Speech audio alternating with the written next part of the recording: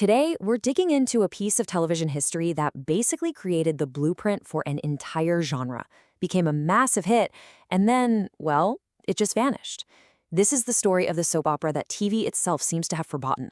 So let me ask you a question. What do you think was the very first hit television soap opera? Now, if you guess something like Guiding Light or As the World Turns, you're getting warm.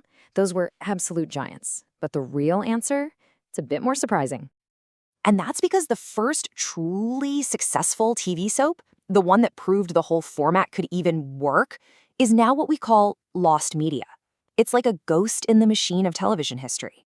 Okay, so let's get right into it. The show was called Hawkins Falls, and back in the early 1950s, it wasn't just a hit. No, it was a full-blown phenomenon.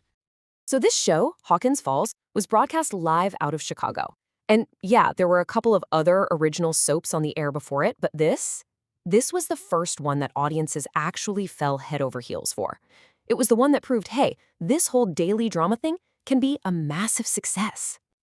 And you can see its impact right away. I mean, in its very first season, Hawkins Falls pulled a 13.7 rating, just blowing its main competitor, the first 100 years, out of the water. This thing was an absolute smash hit right out of the gate. But here's the thing. Its popularity was just one part of the story. The real game changer was a strategic move they made that would literally change the course of television forever. See, the show actually started out in June 1950 as a weekly primetime drama. But after that first run, the network did something totally brilliant. In April of '51, they brought it back, but this time as a 15-minute serial that aired every single weekday. They literally turned watching TV from an appointment into a daily habit. And that one move, that pivot from a weekly primetime show to a daily daytime serial, well, that created the model that basically every soap opera would follow for the next 70 years. Hawkins Falls was the original trailblazer. So, the show is on top of the world, right? But behind the scenes, a conflict was brewing, and it was about to lead to one of the most ruthless creative decisions in TV history, a decision that would absolutely seal the show's fate. At the center of all this drama was an actor named Frank Dean, who played the show's male lead, Nap Drewer. And according to the show's announcer, the legendary Hugh Downs, Frank Dean's success kind of went to his head. He started to think he was indispensable, that the show just couldn't possibly go on without him. And here's how it all went down. First, Dane demands more money and less work. The producers say no.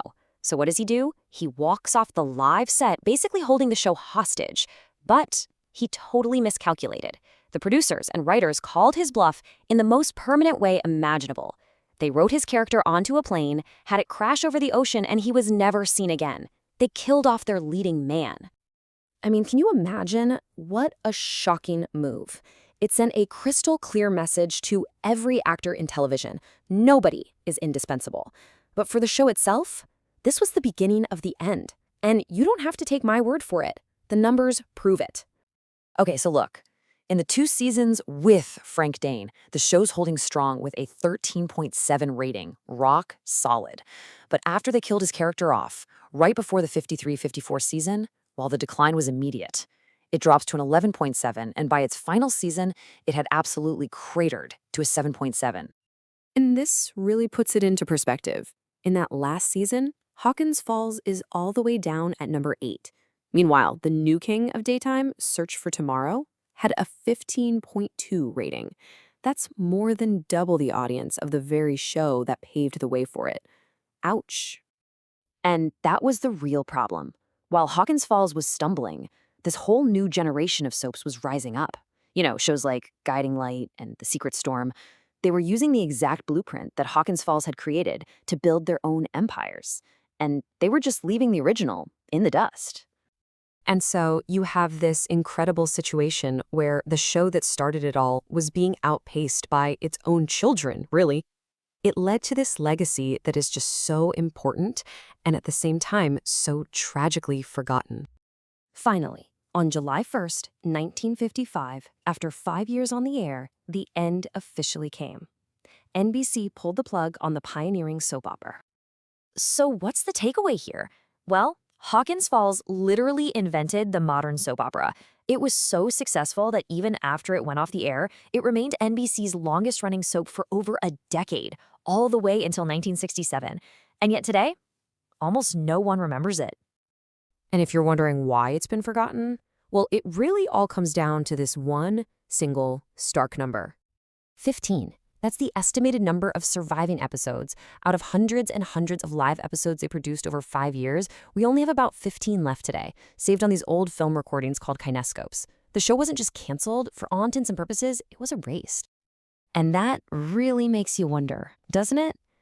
The story of Hawkins Falls was saved by just a few scraps of data and a handful of preserved recordings. How many other pioneers, other groundbreaking stories from the dawn of television, have just vanished completely without a trace?